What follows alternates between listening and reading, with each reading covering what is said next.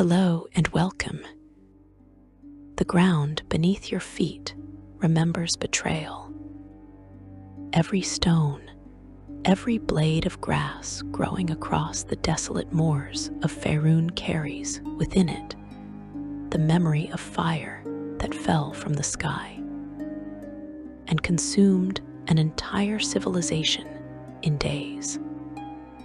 The histories speak of wars between dragons and giants, of the fall of Netheril, of empires risen and fallen through the ages.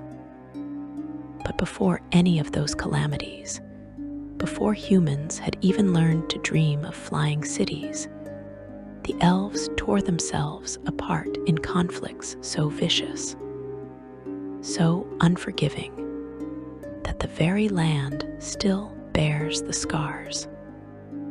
Tonight, you descend into the oldest wounds of Faerun, into wars that lasted thousands of years, into hatreds so profound that they split the elven race into fragments that can never be made whole again. This is the story of the Crown Wars and of Unearthing, the kingdom that died screaming beneath poisoned rain while its killers watched and smiled. 12,000 years before the present age, the elves stood as the undisputed masters of Faerun. Their kingdoms stretched across vast territories, each ruled by a coronal wearing a crown of ancient power, and presided over by noble houses whose lineages extended back to the earliest days after the elves first arrived in this world. These were not the scattered elven communities you might encounter in modern forests, or the isolated enclaves hidden from human eyes.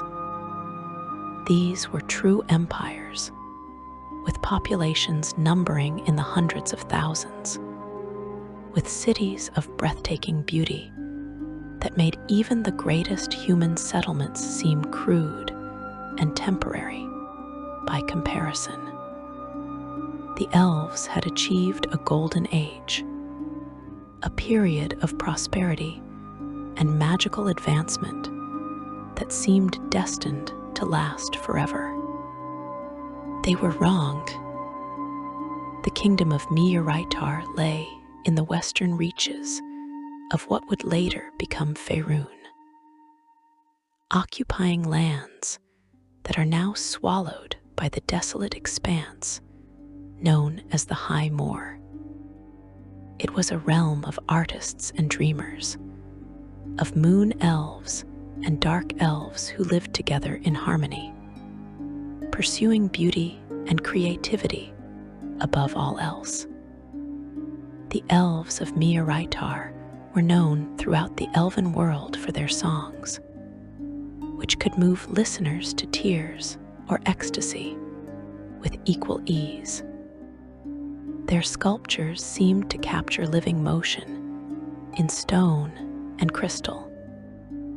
Their tapestries told stories so vivid that viewers claimed they could step into the woven images and walk through scenes of legend.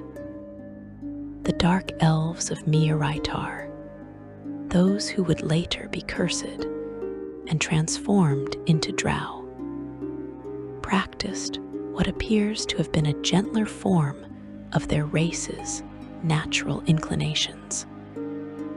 They worshipped Ilistrae, the Dark Maiden, goddess of song and dance and moonlight, and they lived peacefully alongside their moon elven neighbors.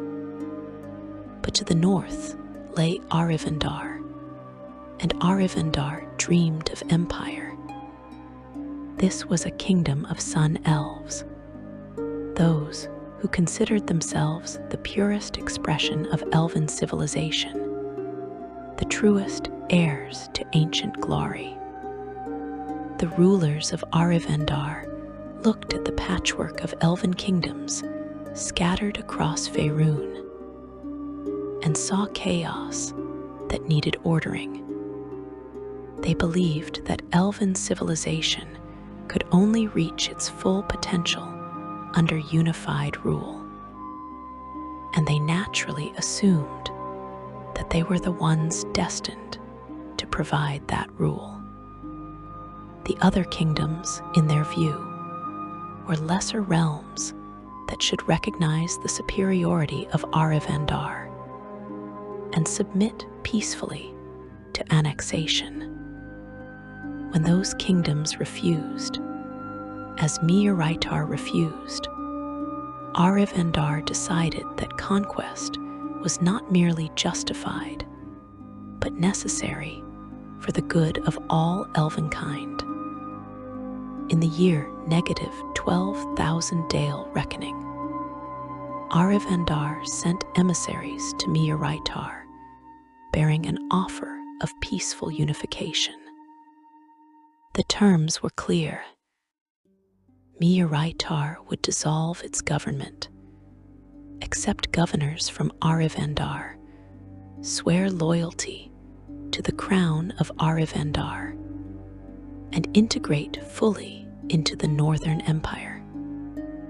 In exchange, the people of Mi'uraitar would be allowed to continue their artistic pursuits and would receive the protection of superior military forces from Arivandar. It was not really an offer. It was a demand wrapped in diplomatic language, and everyone involved understood the implicit threat. Accept our rule or face the consequences. The coronel of Mi'uraitar refused. The kingdom had its own ancient traditions, its own proud history, its own vision of what elven civilization should be. The idea of submitting to foreign rule, of abandoning their independence to satisfy the ambitions of Arivandar, was intolerable. The refusal was delivered politely, but firmly. Mi'uraitar would remain sovereign. Arivandar could take its offer and depart in peace, or it could reveal its true nature by resorting to violence. The Northern Kingdom chose violence. The First Crown War began not with a formal declaration, but with raids along the border.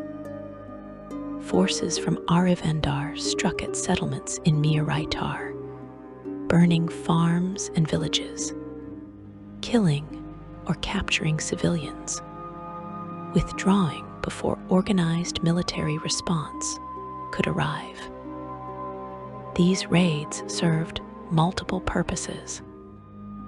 They tested the defenses of Mi'uraitar, identified weaknesses in their border security, and most importantly, sent a message. Submit or watch your kingdom burn piece by piece. Mi'uraitar responded by fortifying its northern border and calling for aid from allied kingdoms. Some answered, many did not, unwilling to risk the wrath of Arivandar for the sake of distant allies. What followed was a grinding war of attrition that lasted over 3 centuries.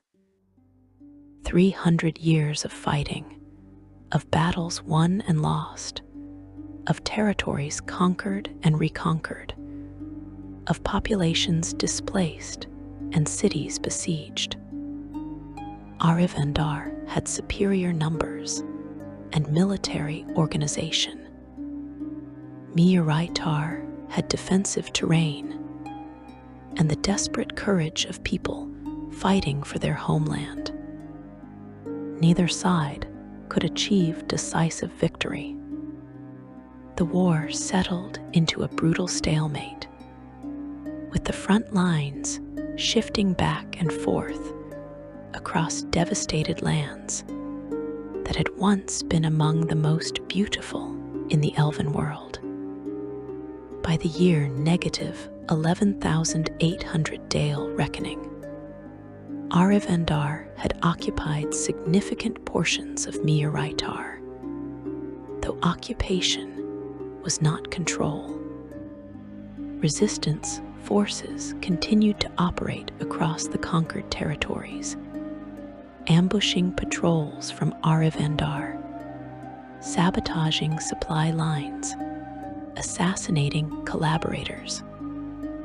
The people of Miaraitar refused to accept defeat.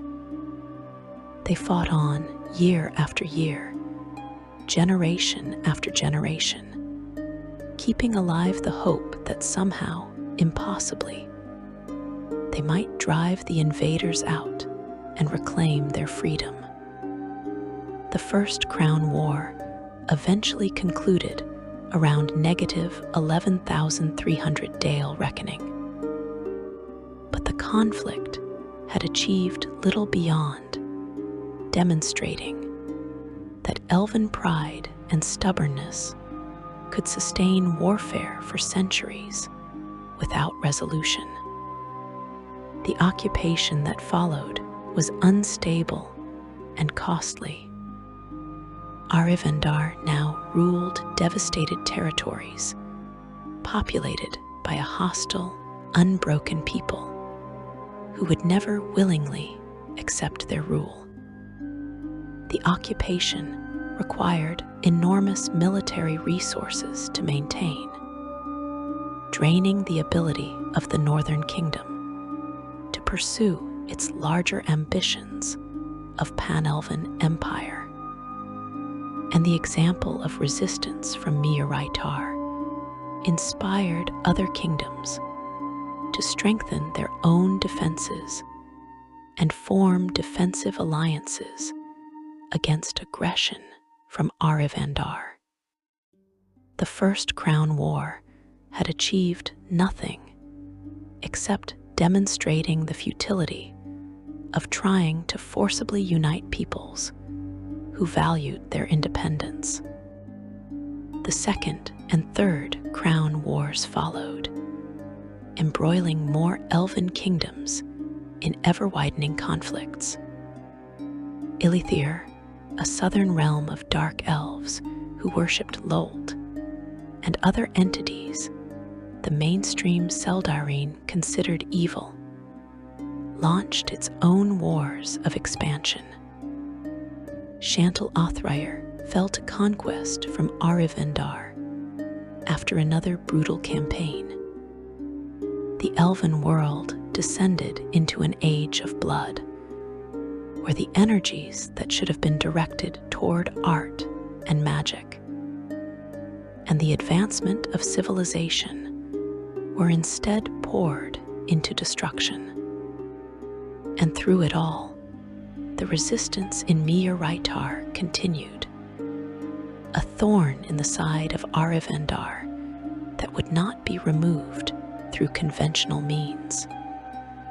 In the year negative 10,500 Dale reckoning, Arivandar decided that conventional means were insufficient.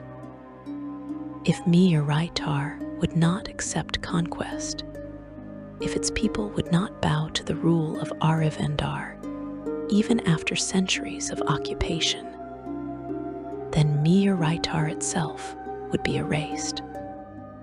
The decision was made at the highest levels of government in Arivandar, approved by the coronal, supported by the noble houses, implemented by the kingdom's most powerful mages. They would unleash a magical working of unprecedented destructive power, a spell that would not merely kill the people of Miaraitar, but would scour their very kingdom from existence, leaving nothing but lifeless wasteland where their culture had flourished. It would be a message written in ash and bones. This is the price of resistance. This is what happens to those who defy Arivandar. The spell took months to prepare. Dozens of archmages worked in concert, drawing power from ley lines and planar sources, weaving together magical energies of staggering magnitude. They anchored their working in artifacts of ancient power, items that could channel and focus the raw destruction they planned to unleash. The people of Unearthing knew something terrible was being prepared. Their own mages sensed the gathering storm of magical energy, felt reality itself beginning to warp under the pressure of the spell being constructed in the north. They attempted countermeasures, tried to disrupt the working, sent desperate messages to allied kingdoms begging for intervention. Nothing worked. The spell was too large, too carefully protected, too far advanced to stop. Dark clouds formed over Unearthing on a day that began like any other. They spread with unnatural speed, blotting out the sun, turning day into premature twilight. The air grew thick and hard to breathe. A smell like burning copper spread across the land. And then the rain began to fall. It was not water that fell from those clouds. It was poison, acid, liquid death that burned everything it touched. Plants withered and died within seconds of contact. Animals collapsed, their bodies dissolving. Elves caught in the open screamed as their flesh melted from their bones. Those who sought shelter in buildings found no safety.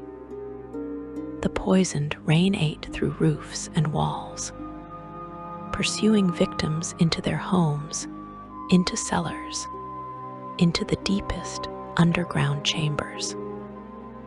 There was nowhere to hide, nowhere to run, no escape from the death that fell from the sky. The magical assault included lightning and fire, as well as the poisoned rain. These were not natural phenomena, but manifestations of pure magical destruction that exploded whatever they struck, reducing stone buildings to rubble and living beings to ash. Firestorms erupted spontaneously across the kingdom, feeding on the magical energies saturating the air, consuming entire forests in minutes. The ground itself began to crack and heave as the magical poison seeped into the soil, corrupting the very foundation of the land. Rivers boiled and turned black. Lakes became pools of acid that dissolved anything that touched their waters. The devastation was so complete, so thorough, that it defied comprehension. The dark disaster, as it came to be known, lasted for an extended period, though exact accounts vary. When it finally ended, when the poisoned clouds dissipated and the fires burned themselves out, Unearthing no longer existed. Where a kingdom had stood, where hundreds of thousands of elves had lived and loved and created works of breathtaking beauty, there was nothing but wasteland. The land was dead, not barren, not merely devastated, but truly dead in a way that defied natural recovery. Plants would not grow in the poisoned soil. Animals that wandered into the blasted zone sickened and died. Even rainfall could not cleanse the corruption that had been written into the fundamental nature of the terrain. The area that had been Mi'aritar became the High Moor, a desolate expanse of dead earth and twisted rock that remains to this day. Thousands of years later, a scar upon Faerun that will never fully heal. The death toll was catastrophic. The entire population of Mi'aritar was effectively exterminated, with only small numbers of refugees who had fled before the disaster managing to escape. The culture of Mi'aritar, built over thousands of years, vanished completely. Their songs were silenced. Their art was destroyed. Their very kingdom was removed from the map. It was genocide on a scale that shocked even the war-hardened elven kingdoms that had been fighting each other for centuries. Ilistrae, the Dark Maiden, goddess of the dark elves who had lived in Mi'aritar, witnessed the destruction of her people, and her own power diminished significantly. She had tried to protect them, had attempted to shield them from the worst of the dark disaster, but the magical forces unleashed were beyond even divine power to fully counter. The death of so many of her worshippers weakened her catastrophically, leaving her unable to effectively oppose Lult, the Spider Queen, who had been spreading her own influence among the dark elven populations of other kingdoms. When the Seldarine, the elven gods, gathered to judge what had happened during the Crown Wars, Ilistrae was too diminished to defend her followers effectively. The judgment came in the year negative 10,000 Dale reckoning. The Seldarine and the assembled elven rulers looked at the atrocities committed during the Crown Wars and decided that punishment must be enacted. Ilithir had engaged in acts of terrible evil, using undead and dominated monsters in their conquests, worshipping Lult and making dark pacts. The treatment of Arivandar, however, was notably different. Despite having committed what many would consider genocide through the dark disaster, the response to their actions was far less severe. This could imply that political considerations or racial biases influenced divine judgment, though the exact reasoning of the gods remains a matter of theological debate. The Dark Elves, including the surviving worshippers of Ilistrae, who had lived peacefully in Mi'aritar and committed no crimes, were cursed.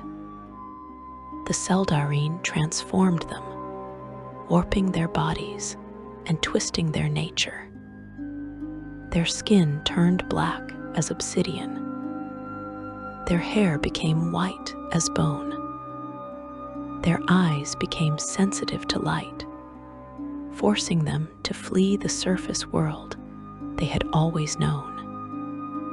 They were driven into the Underdark, the vast network of caverns deep beneath the surface, where they would become the Drow, the Dark Elves, forever marked as evil and corrupt regardless of their individual actions or beliefs. Eilistrae made a choice that defined her nature. She could have abandoned her people, could have denounced them, and sought to maintain her position among the Seldarine. Instead, she chose to follow them into darkness and exile. She descended to the Underdark with the Drow, accepting their curse as her own, maintaining her faith that someday, somehow, she could guide them back to the light. Her relationship with her father Corellin Larethian and the rest of the Seldarine became strained. But she never abandoned her people. Through thousands of years of exile and struggle, through the rise of Lolt's dominance over Drow culture, through periods where her worship dwindled to almost nothing, Eilistrae maintained her vigil, waiting for the day when the Drow might dance beneath the moon once more. The Crown Wars continued for another 1,000 years after the Dark Disaster, though the conflicts never again reached quite the same level of genocidal fury. Eventually, exhaustion and horror at what they had done to themselves forced the Elven kingdoms to make peace. The dream of Pan-Elven Empire from Arivandar died, its armies too depleted, and its reputation too tarnished to pursue further conquest. The Elven race as a whole entered a long period of decline, their golden age ended by their own pride and refusal to coexist peacefully with their own kind. Today, the High Moor remains largely empty. Occasional monsters lair there, and desperate bandits sometimes use it as a hiding place. But no one tries to settle the dead lands.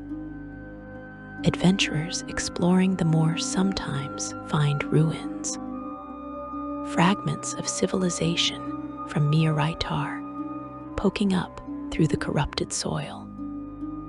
A statue's hand reaching toward the sky, a section of wall with faded carvings that hint at the beauty that once adorned every surface. These fragments are all that remain of a kingdom that stood for thousands of years, erased in days by the capacity of elvenkind for self-destruction. The Drow remember, though most of them do not know they are remembering. The stories of Miaraitar have been twisted and corrupted by millennia of influence from Lolt, transformed into tales that justify Drow hatred of surface elves. But deep in the oldest Drow legends, in songs preserved by the faithful few of Eilistrae, fragments of truth persist. Once dark elves lived under the sun. Once they had a kingdom of beauty and peace. Once they were destroyed not for what they did, but for what they were. The Crown Wars stand as testimony to the dangers of ethnic pride and imperialism, to what happens when one group decides they have the right to rule all others. They demonstrate that even the longest-lived races, even those with thousands of years to learn wisdom, can fall into the same patterns of hatred and violence that plague shorter-lived peoples. Arivandar committed genocide and faced relatively limited consequences. The dark elves of Miaraitar died and were cursed. This is the first great wound of Faerun, and it has never healed. Section 2. the Crown Wars and Meerritter's annihilation. Across the ocean from the elven bloodlands, on continents where humans had not yet learned to write their own histories, two other empires rose to challenge the dominion of dragons and claim their place as the rightful rulers of the world. One was built on honor and the protection of civilization. The other was founded on ambition and the willingness to pay any price for power. For centuries, they expanded outward from their heartlands, conquering territory, subjugating lesser peoples, building monuments to their own greatness. And when their borders finally touched, when expansion meant confronting another empire of equal strength and determination, neither was willing to step back or compromise. What followed was a war so devastating that both civilizations were erased from existence, leaving behind only ruins and the scattered descendants of peoples who once ruled half the world. Arkhosia began in the distant reaches of prehistory, long before human empires rose to prominence. The Dragonborn were created as a race to serve dragons, existing in a complex relationship with their draconic patrons. They served as administrators, soldiers, and builders for dragon lords, who ruled cities with absolute authority. The exact origins of how Dragonborn came to be remain debated among scholars. But what is clear is that they eventually formed their own nation, separate from pure draconic rule. A gold dragon of immense power and influence, referred to in surviving records as the Golden One, united multiple Dragonborn settlements under his leadership. This unification marked the true beginning of the Arkhosian Empire. The Golden One proposed a confederation where Dragonborn cities would work together under coordinated leadership. He promised that Arkhosia would become a force for righteousness and order, spreading civilization to savage lands and protecting the weak from predators and monsters. The dragon lords who governed individual cities agreed to this arrangement, maintaining authority over their own territories while acknowledging broader imperial coordination.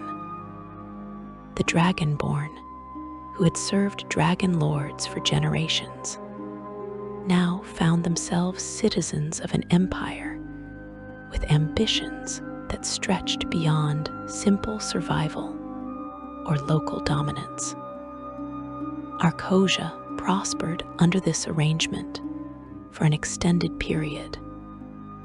The empire expanded through a combination of military conquest and diplomatic annexation, bringing more territory under imperial control. Cities grew into impressive centers of both draconic and dragonborn architecture, with buildings scaled to accommodate both races, wide boulevards that could handle the passage of dragons, and monuments celebrating the partnership between the two peoples. The empire constructed massive fortifications capable of withstanding siege by giants, and erected statues visible from miles away. Arkhosia went so far as to ban the worship of Tiamat, the chromatic dragon goddess, declaring that her creed of greed and domination had no place in a righteous empire. But righteousness did not preclude brutality. As Arkhosia expanded, it encountered other civilizations that had no interest in being conquered or uplifted. The Thrycreen insect people of Valkyrie fought against incorporation into the empire and were defeated, their people enslaved and put to work building monuments for Arkhosia. Other races and kingdoms that resisted found themselves facing the combined might of dragon and dragonborn armies, forces capable of reducing fortified cities to rubble through devastating breath weapons and disciplined military tactics. Based on what we know of imperial expansion patterns, these conquests were likely justified by Arkhosia's rulers as necessary steps in spreading civilization. Though to those being conquered, the distinction between righteous imperialism and regular imperialism would have been academic at best. Meanwhile, far from the mountainous heartland of Arkhosia, another empire was taking shape. Baal Tirath began as a human kingdom, one among many in a world where humanity was still a relatively young race struggling to establish itself. The humans of Baal Tirath were ambitious. They conquered their neighbors, annexed territory, built a sprawling empire that grew larger with each passing generation. For a time, it appeared that Baal Tirath might become one of the first truly great human empires. Then the troubles began. Ruling a vast empire proved more difficult than conquering one. The territories that Baal Tirath had absorbed remained restless, requiring constant military presence to prevent rebellion. Noble houses within the empire plotted against each other, pursuing personal power rather than the good of the nation. Civil wars erupted between rival factions. Attempted secessions threatened to tear the empire apart. Famines and plagues struck, as they inevitably do in large civilizations. The emperor and his nobles found themselves drowning in an endless series of crises, each one threatening to bring everything crashing down. In their desperation, the rulers of Baal Tirath sought salvation through forbidden means. They researched dark lore, consulted grimoires, and made contact with entities from the infernal planes. The decision was made to forge pacts with devils, trading mortal souls and service for the power needed to stabilize their crumbling empire. The ritual they designed was called the Bloodfire Moon, and it involved opening portals to the 9 hells across the empire, allowing the nobles of Baal Tirath to make pacts with archdevils and lesser infernal lords. The specific terms of these pacts varied. Some traded their souls for immediate power. Others bargained away the souls of their descendants for generations to come.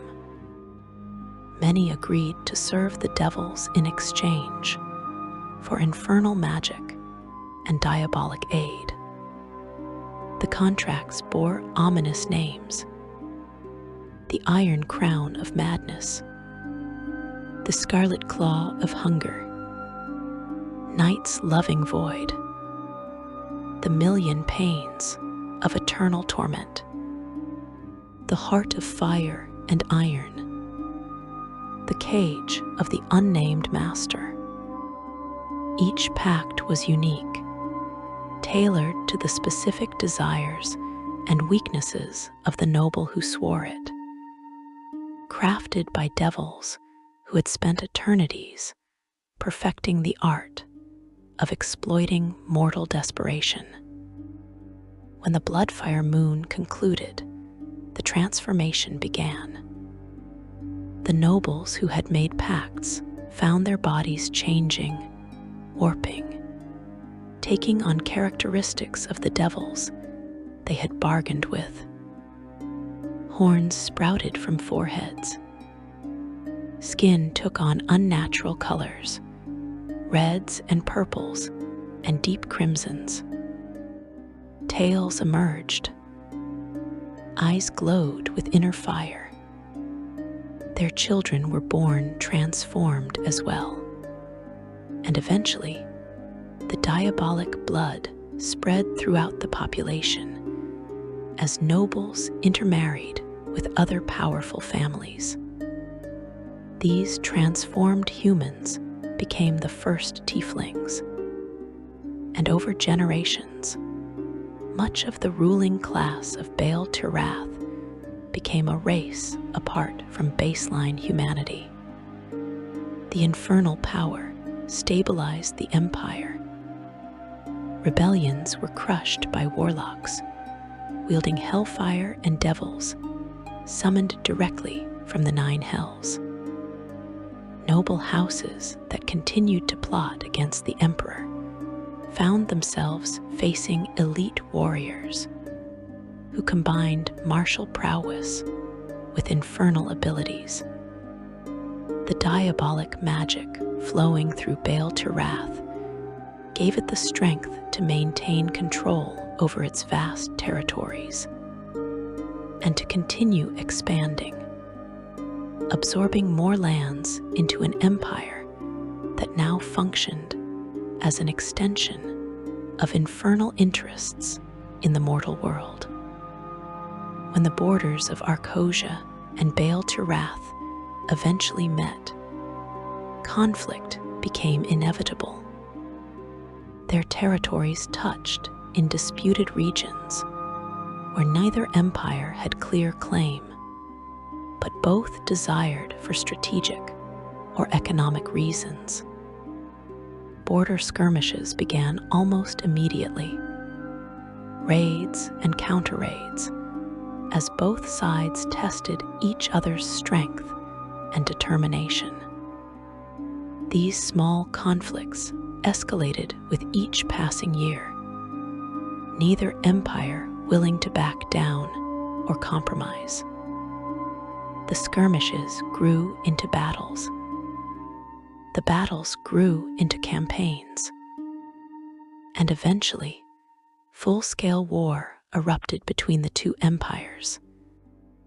One of the major conflicts was named the War of Wings, fought predominantly over control of the island continent of Saris. Arkhosia deployed dragons and dragonborn mounted on lesser drakes, forces that could strike from the sky with devastating breath weapons. Baal Tirath responded by summoning devils with wings, pit fiends and Aranais, and other flying horrors that proved disturbingly capable of matching dragons in aerial combat. The battles above Saris were apocalyptic. Dragons and devils tearing at each other in the sky, while their ground forces fought over every inch of contested territory. Arkhosia eventually claimed victory, though the island had been so devastated in the process that it was barely worth holding. But the War of Wings was just the beginning. Over the following centuries, Arkhosia and Baal Tirath fought multiple wars. each rising in intensity as both empires devoted more and more resources to destroying their rival. The conflicts became existential. This was no longer about territory or resources. It was about survival. Both empires understood there was not room in the world for two powers of such magnitude. One would endure and one would fall. As the centuries of warfare ground on, both sides became increasingly desperate and willing to employ tactics that would have been unthinkable at the war's beginning. Baal Tirath unleashed elemental forces against Arkhosia's homeland, magical workings that began transforming fertile lands into barren desert. The Desert of Desolation, as it came to be known, spread across what had been agricultural territory, turning fields into dunes and rivers into dry channels. The Dragonborn watched in horror as their homeland died around them, but they responded with equal ruthlessness. Arkhosian battle mages created an earthquake dragon, described in fragmentary records as either a massive construct or perhaps a real dragon transformed into a living weapon, and sent it against the cities of Baal Tirath. This could imply that both sides were willing to employ weapons of mass destruction when conventional warfare proved insufficient. The war reached a turning point at the Battle of Razortear. This Arkhosian fortress had withstood years of siege, its dragonborn defenders holding out against everything Baal Tirath could deploy against them. A Tirathi general named Chazriel conceived of a different approach. Rather than trying to breach the walls from above, his forces would tunnel underneath them. For months, engineers and summoned devils dug through solid rock, creating passages that led directly beneath the fortress. When the tunnels were complete, forces from Baal Tirath flooded up into Razortear from below, catching the defenders completely by surprise. The battle that followed was brutal, with both sides suffering catastrophic casualties. When it ended, Razortear had fallen, but at such cost that neither side could claim true victory. The desperation reached its peak around the early 9th century of what some sources call the Second Age. The city of Vor-Rukath, one of the jewels of Baal Tirath, and sometimes called the City of Forges, found itself under assault by an Arkhosian army. The city was ruled by Lady Najala, sister to the Emperor, a powerful sorceress who had made her own pacts with the Nine Hells. As the Dragonborn host approached, she made a catastrophic decision. She would open a permanent portal within the city, allowing unlimited numbers of devils to enter the material plane and defend Vor-Rukath. The Day of Devils began when the portal opened.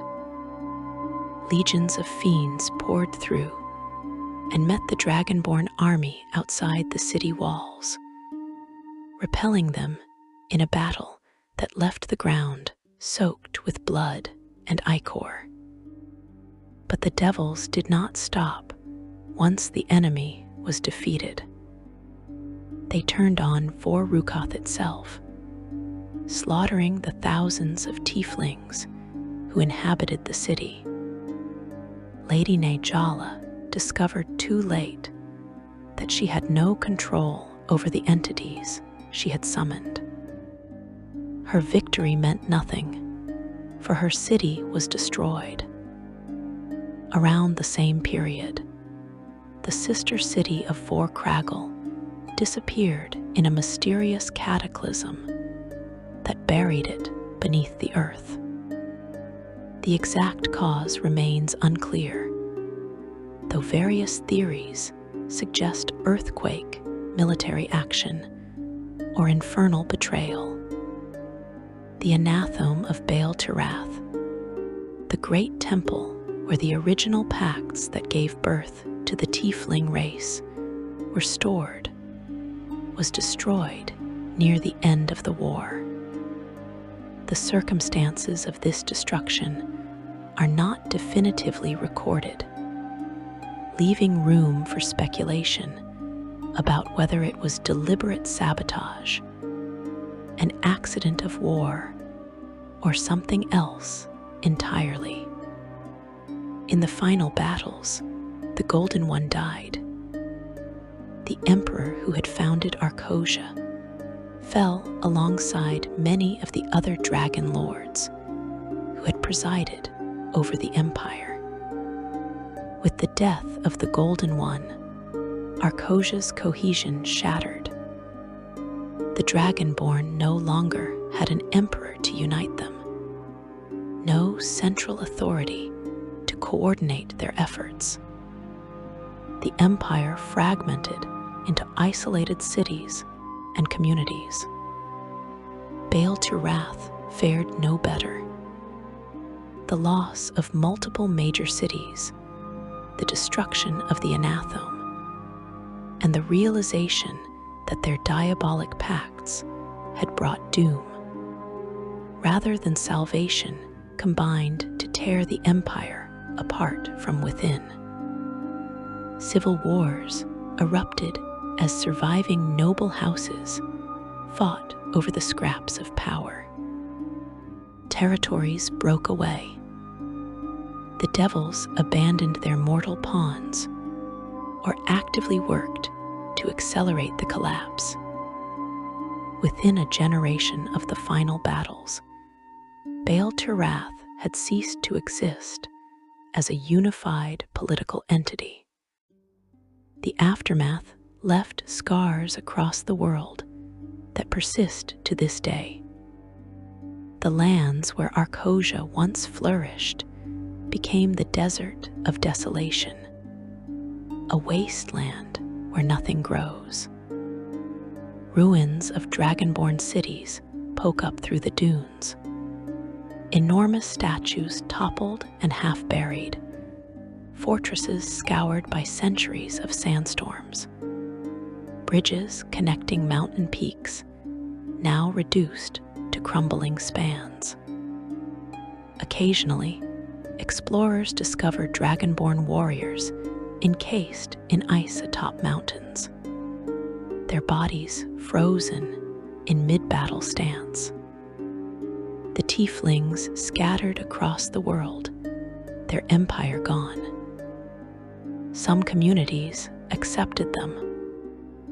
Most viewed them with suspicion or outright hatred, seeing their horns and tails as marks of evil rather than remnants of desperate choices made by ancestors. The tieflings became wanderers and outsiders, forever bearing the physical evidence of pacts they had not personally made. The dragonborn likewise dispersed, integrating into mixed societies where they could, maintaining isolated communities where they could not. Many looked back on Arkhosia with nostalgia, remembering it as a golden age, and conveniently forgetting the empire's own brutality. Both races carried forward fragmentary knowledge from their lost civilizations. Some tieflings maintained advantages in fire magic and fear-based abilities, suggesting the infernal pacts left lasting marks beyond physical appearance. Dragonborn preserved martial techniques and strategic doctrines developed during the Long Wars. The ruins of both empires became sites for treasure hunters in later ages. Adventurers braved the desert of desolation, seeking Arkhosian artifacts. Others explored the shattered remnants of Tirathi cities. Most found only death in the haunted ruins. The few who survived and returned spoke of ghosts that could not rest, of magical wards that still functioned, of cursed items that granted power but demanded terrible prices. The fall of Arkhosia and Baal Tirath demonstrated that even righteousness and power, even diabolic pacts and infernal magic, cannot guarantee survival when pride and refusal to compromise drive centuries of total war. Two of the greatest civilizations in history destroyed each other so thoroughly that within generations, most of the world had forgotten they ever existed. In the desert of desolation and the ruins of Vor-Rukoth, in fragments of Tirathi grimoires and toppled Arkhosian statues, the echoes of fallen empires whisper their warnings. This is what awaits those who believe their cause justifies any cost, who cannot imagine defeat, who would rather destroy everything than accept that peace might require concession. Section 3. Arkhosia and Baal Tirath's Eternal War. While the Dragonborn and Tieflings were destroying each other across distant continents, and long after the elves had learned the terrible price of their own civil wars, another human civilization rose to prominence on the shores of what would become the Vilhan Reach. This empire was different from those that came before or after. It was not built on divine magic like the southern kingdoms, nor on arcane power like the wizarding realms that would come later. Instead, it was founded on the power of the mind itself, on psionic abilities that allowed its rulers to reshape reality through sheer force of thought and will. For over 5,000 years, Jahamdath dominated the lands around the Inner Sea, spreading its influence through conquest and trade, building cities that stood as monuments to human ambition. And then, in a single night, it was erased from existence by the very people it had spent decades trying to exterminate. The story begins in the year negative 5,750 Dale Reckoning, when a human leader named Jaham founded the city of Dinalith in the lush valley of the Vilhan River. At that time, the region was not a bay, but a verdant river valley, fertile and rich with resources, naturally positioned to become a center of trade. Jaham was a worshipper of Opensar, an obscure deity whose domain included psionics, the magic of the mind. Under the guidance of this god, Jaham and his followers developed mental disciplines that allowed them to accomplish feats that seemed like magic, but operated on entirely different principles. They could move objects with their thoughts, read the surface emotions of those around them, enhance their physical capabilities through mental focus, and eventually reshape matter itself through psionic power. The success of Dinalith attracted other settlements. Over the following centuries, 11 more cities were founded along the Vilhan Valley, each one established by followers of Opensor, each one developing its own psionic traditions and specialties. These 12 cities formed a loose confederation, bound together by shared culture, shared faith, and the understanding that their psionic abilities set them apart from other human civilizations. They became known collectively as the 12 Cities of the Sword, and the empire they formed took the name Jahamdath in honor of its founder. The governance of Jahamdath was unlike anything else in Faerun. Power rested not with hereditary nobility or divine priesthoods, but with those who had demonstrated the greatest mastery of psionic abilities. The empire was a theocracy, the first and only such government in the history of human nations on the continent. At the apex of society stood the Scions, individuals who had devoted their lives to developing mental powers of extraordinary potency. They could communicate telepathically across vast distances, perceive events happening far away, and manipulate matter and energy through focused thought.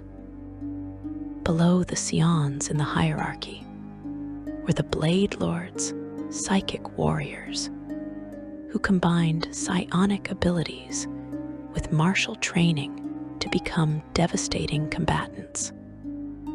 These Blade Lords formed the officer corps of Jahamdath's military and served as enforcers of the Scions' will.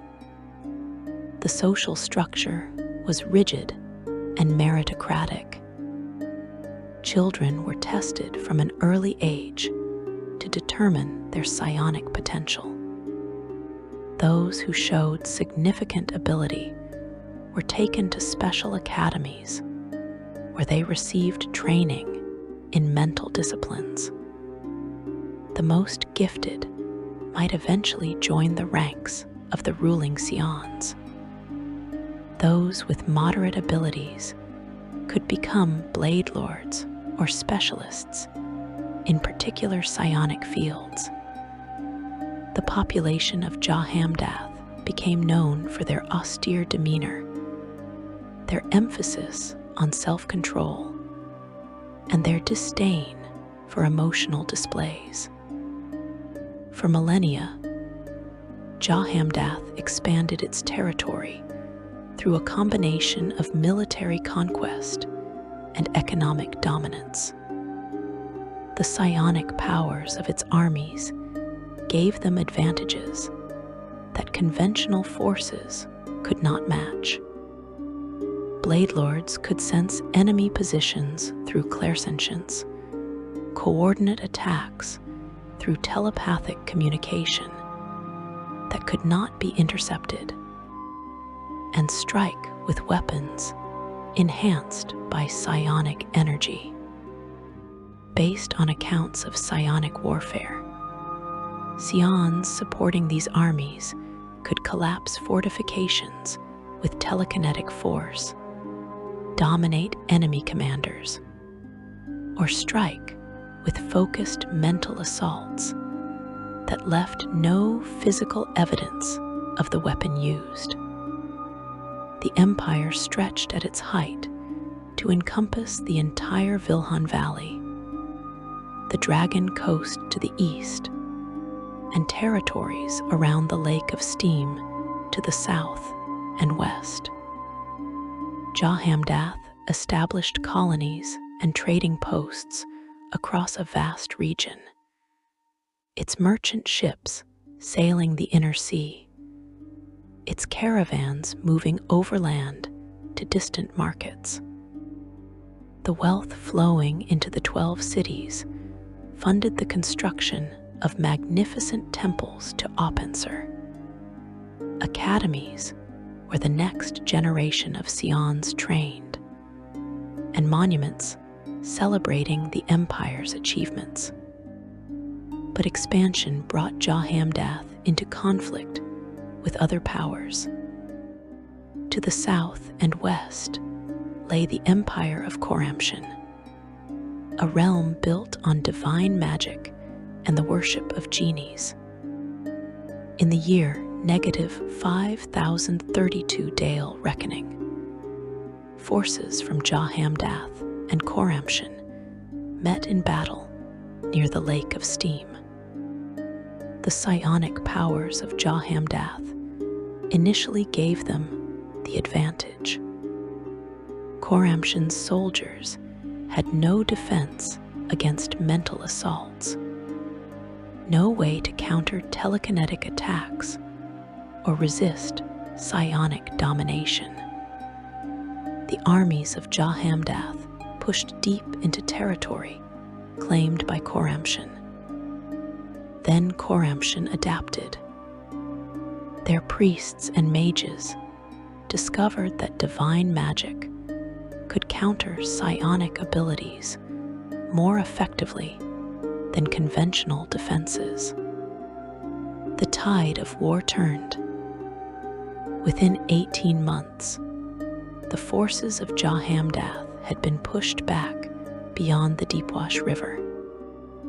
In the year -5005 Dale Reckoning, the two empires negotiated a peace treaty.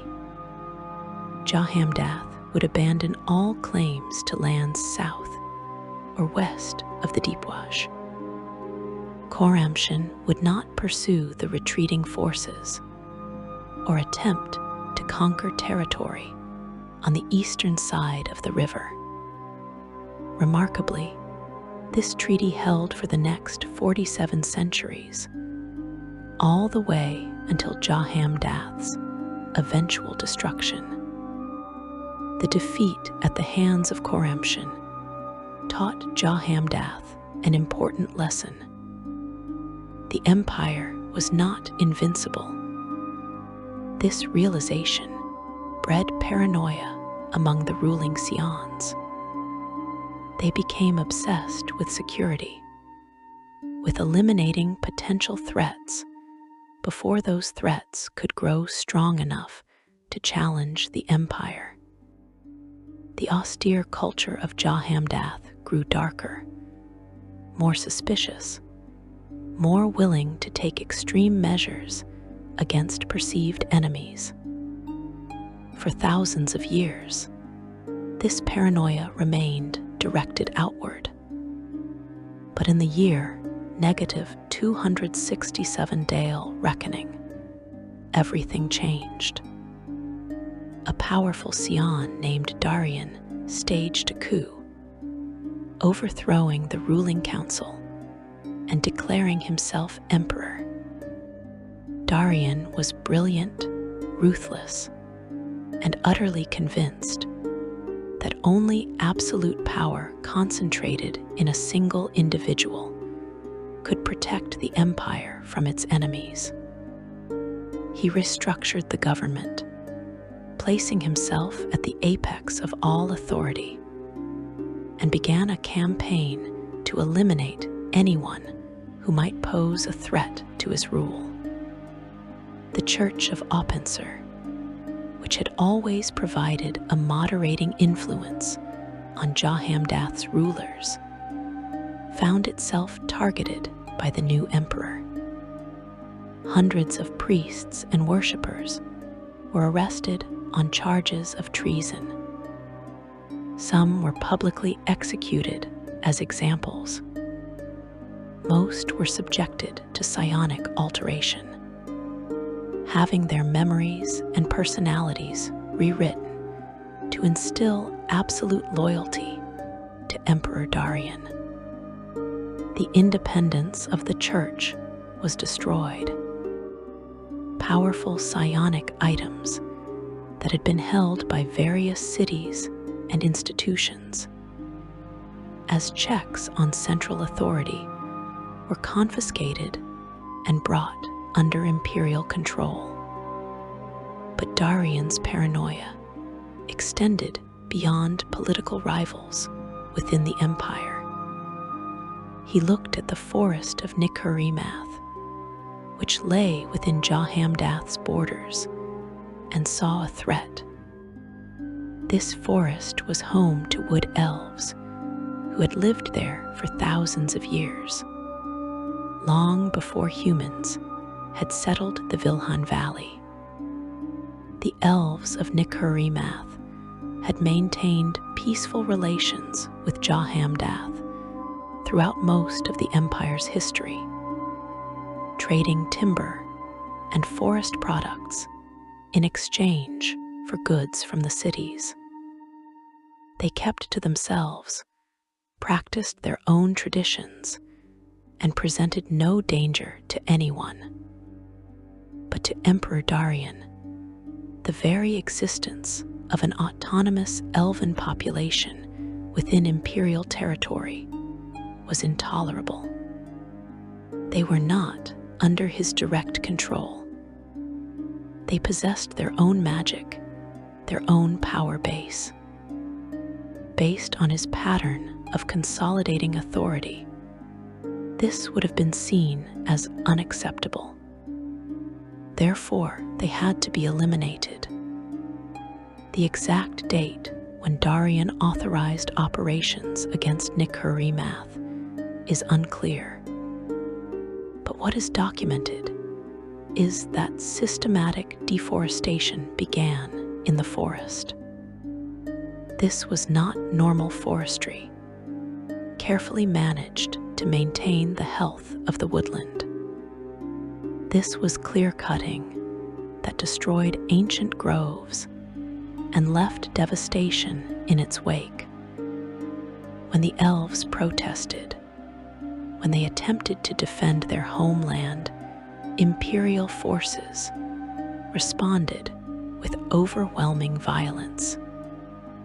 What began as a logging dispute escalated into genocide. For approximately 2 decades, the forces of Jahamdath hunted the elves of Nikharimath. The vast majority of elves in the forest were slaughtered, cut down by blade lords, dominated by scions, and forced to kill their own kin, or simply burned alive when imperial troops set fire to sections of forest where elves were known to shelter. The few elven settlements that survived were under constant siege. The city of Rushan Zan managed to hold out through a combination of defensive magic and desperate determination. But it stood alone. The rest of Nikharimath was dying, its population being exterminated, its forest being reduced to wasteland. By the year -255 Dale reckoning, the surviving elves of Nikharimath understood that conventional resistance was futile. They could not defeat the armies of Jahamdath through normal combat. Their numbers had been reduced to a tiny fraction of what they once were. If they did nothing, they would be completely exterminated. But the elves of Nikharimath possessed something that Darian had not accounted for. They had high mages among their survivors, practitioners of the ancient and terrible art of elven high magic, the same power that had been used to destroy Mi'Raitar thousands of years before. The high mages gathered in the ruins of their forest and began working a spell. They knew it would likely kill them. Elven high magic required enormous sacrifice, often costing the casters their lives or their sanity. But they had nothing left to lose. Their people were being exterminated. Their homeland was being destroyed. If they were going to die anyway, they would at least take their killers with them. The spell they crafted was devastating in concept. They would summon a wave, a tsunami massive enough to drown the entire Vilhan Valley and erase Jahamdath from existence. On Midsummer Night in the year -255 Dale Reckoning, the spell reached completion. The high mages of Nikur-Math released the magic they had gathered. The response was immediate and catastrophic. A wave formed in the ocean to the south of the Vilhan Valley, a wall of water that rose to impossible heights and began moving north toward the 12 cities of the sword. The citizens of Jahamdath had no warning. Some accounts suggest that a few Sions with precognitive abilities sensed something terrible approaching in the final hours, though this remains unverified. The wave struck the southern coast of Jahamdath with devastating force. Cities that had stood for thousands of years were obliterated in seconds. Stone buildings shattered. Monuments toppled. Thousands of people were killed instantly, crushed by the initial impact or drowned as water surged inland. The wave did not stop at the coast. It continued moving north, sweeping across the Vilhan Valley, consuming city after city. Dinalith, the first city and capital of the empire, disappeared beneath the water. The other cities of the 12 vanished in rapid succession. The valley that had been the heartland of Jahamdath became a bay. The Vilhan River transformed into the Vilhan Reach as the entire geography of the region was reshaped by the magical tsunami. The death toll was almost beyond calculation. Hundreds of thousands of people died in the initial flooding. The empire that had endured for over 5 millennia ceased to exist in less than a day. The psionic items that had been concentrated in the 12 cities were scattered across the newly formed bay, their power leaking into the water and corrupting the local environment. Strange creatures began to emerge in the years. Following the flood, aquatic monsters, twisted by exposure to psionic energy. But the tsunami's destruction extended far beyond Jahamdath. The wave was so massive that its effects reached across the entire inner sea. The backwash, the water rushing back toward the ocean after the initial impact, created currents of devastating power. And directly in the path of that backwash lay Arkhosia, the great undersea empire of the Sea Elves. Arkhosia had existed for thousands of years beneath the waves of the inner sea. It was a civilization of beauty and magic, with cities of living coral and crystal. The sea elves of Arkhosia had little contact with surface nations, and no involvement whatsoever in the conflict between Jahamdath and the wood elves of Nikhurimath. They were innocent bystanders to a war that had nothing to do with them. The backwash from the tsunami struck Arkhosia without warning. The capital city of Arkhosia took the full force of the returning water. Currents powerful enough to tear buildings from their foundations and reduce crystal towers to fragments. The city was obliterated. 40,000 sea elves killed instantly, including the ruler of the empire. But the destruction did not end there. The debris from the 12 cities of the sword, millions of tons of shattered buildings and broken monuments, was dragged out to sea by the receding water. This debris rained down across Arkhosia territory, burying communities, crushing structures, killing another 35,000 sea elves who had survived the initial impact of the currents. The double blow of the tsunami and the debris field destroyed Arkhosia as completely as Jahamdath had been destroyed.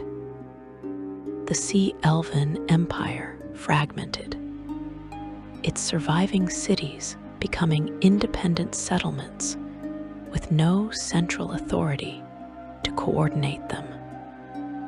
The region that had been Arkhosia became known as the Selmal Basin, a shattered wasteland shunned by sea elves even today. The collapse of Arkhosia had further consequences that rippled across Seyros. The power vacuum left by the Sea Elven Empire's destruction destabilized the entire region. Various undersea races and kingdoms moved to claim territory that Arkhosia had once controlled. These competing claims led to the Sixth Seyros War, a devastating undersea conflict that killed thousands more and reshaped the political landscape of the ocean depths. On the surface, the survivors of Jahamdath fled north.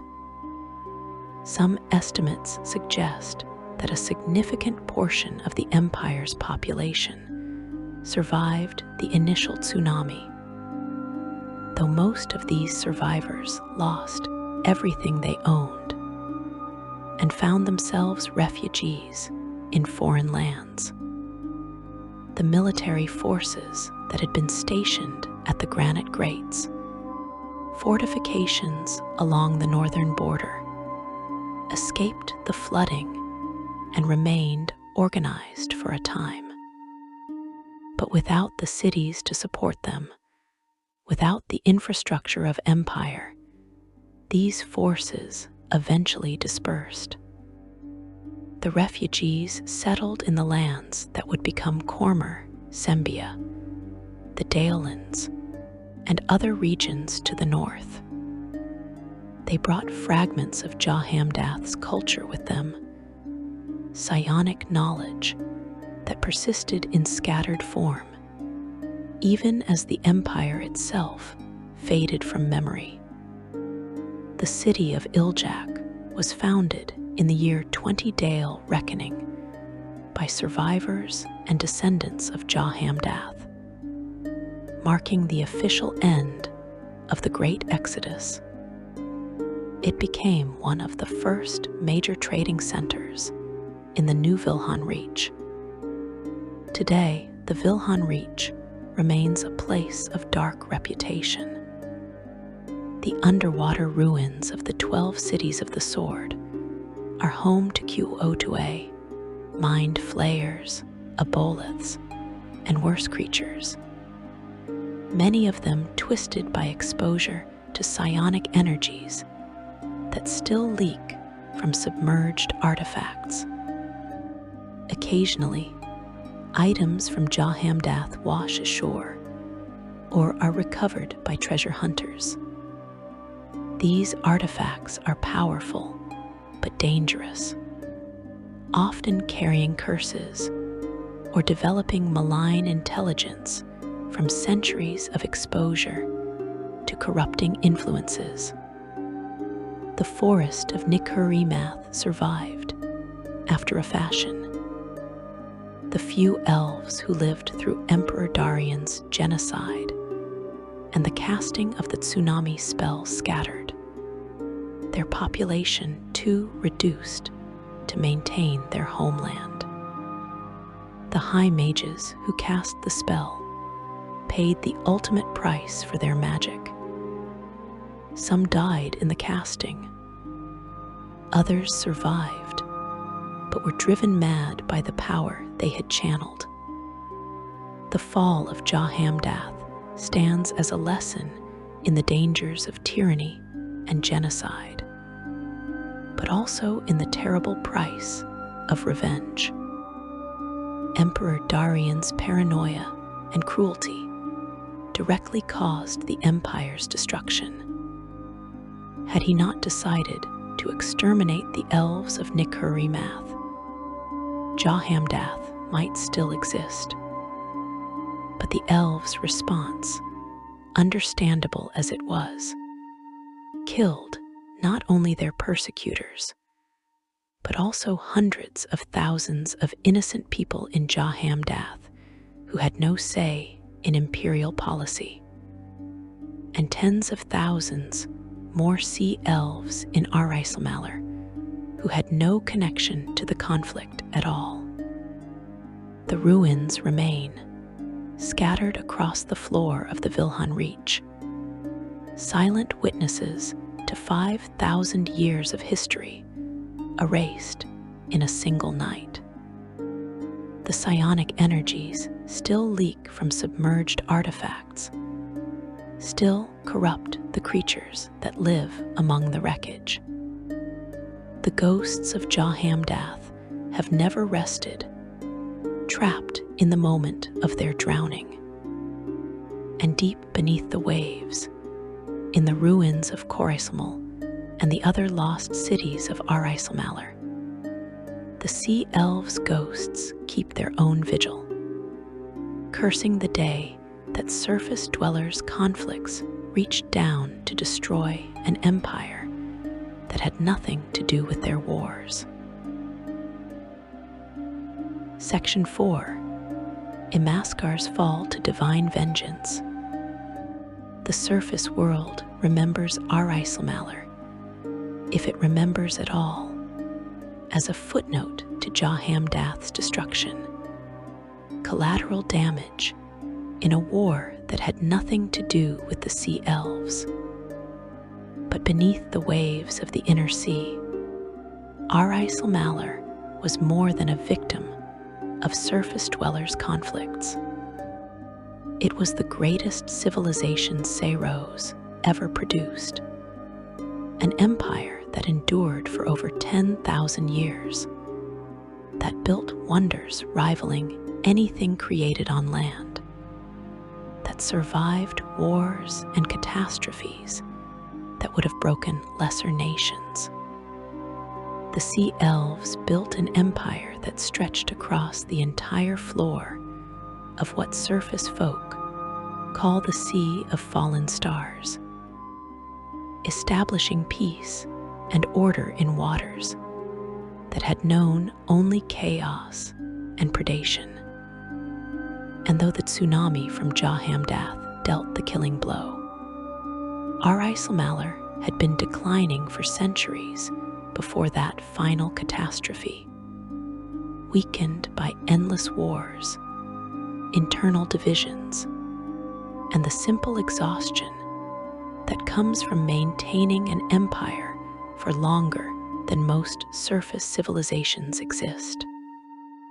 The story begins during the Crown Wars, when surface elves, fleeing the horrors of those conflicts, descended beneath the waves, seeking refuge. The undersea realms had always been home to scattered communities of sea elves, aquatic cousins of the surface elven races, who had adapted to life in the ocean depths. These sea elves lived in small kingdoms and city-states, each governing its own territory, occasionally trading or warring with neighbors, but never uniting into anything resembling a true empire. The arrival of desperate refugees from the surface changed everything. Thousands of elves, displaced by the wars tearing apart surface kingdoms, needed places to live.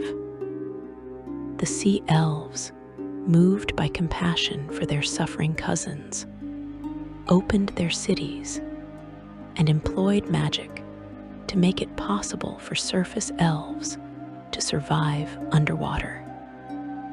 In the year negative 11,743 Dale Reckoning, the sea elves founded the city of Coraiselmal in the Selmal Basin, the undersea region beneath what would later become the Vilhan Reach.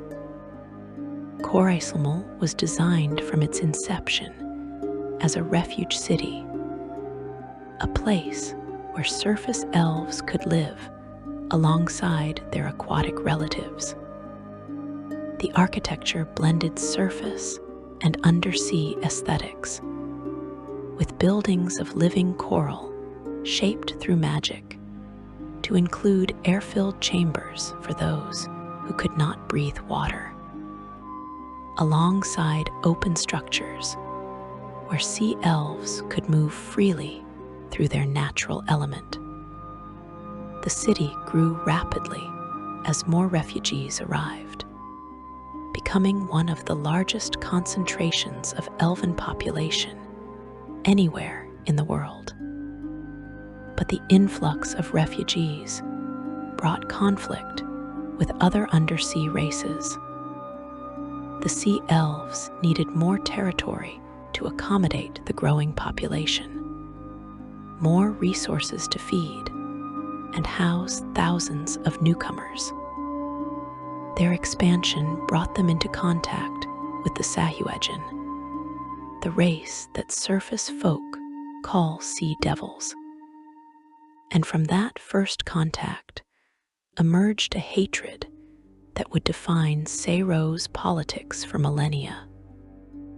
The Sahuagin were, and remain, a race dedicated to slaughter, creatures who take pleasure in killing for its own sake, who view all other intelligent species as prey or obstacles. They looked at the growing elven presence in the inner sea and saw both a threat to their own territorial ambitions and an irresistible target for their bloodlust. By the year negative 11,400 Dale Reckoning, the wars between sea elves and Sahuagin had become a defining feature of life in Sayros. These were not occasional border skirmishes, but sustained campaigns of mutual extermination. The Sahuagin developed specialized forms to infiltrate elven society, creatures called Melenti that appeared physically identical to sea elves, but retained their Sahuagin nature and loyalty.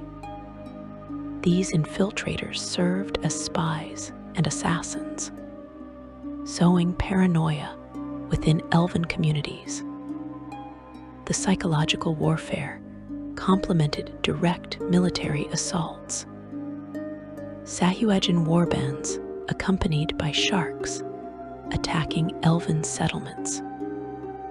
The sea elves responded to this existential threat by doing what surface elves had failed to accomplish during the Crown Wars. They united.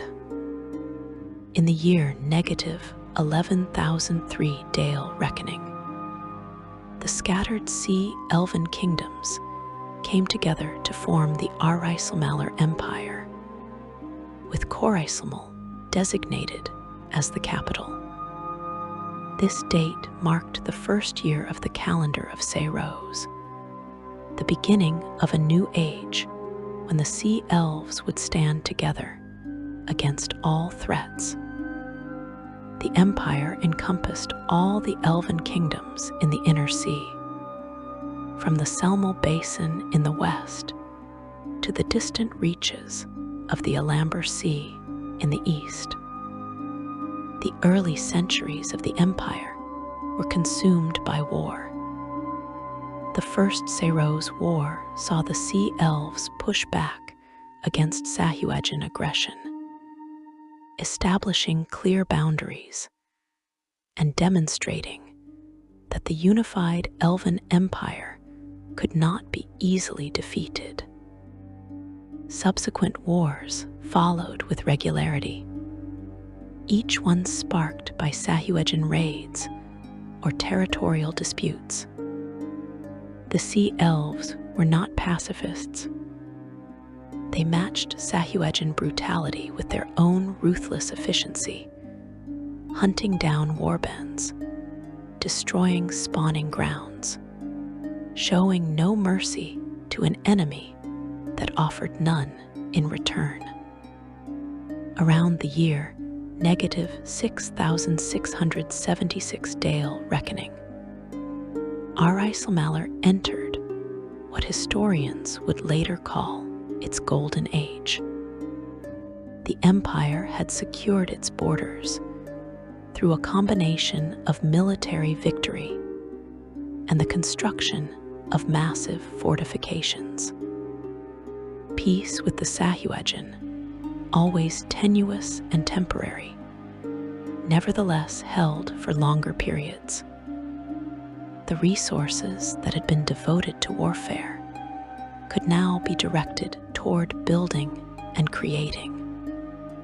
Arkhosia grew into a metropolis of breathtaking beauty, its coral towers rising hundreds of feet from the ocean floor, its gardens producing food and aesthetic wonder in equal measure, its population swelling to 40,000 sea elves and surface refugees living in harmony. The empire built wonders that rivaled anything created on land.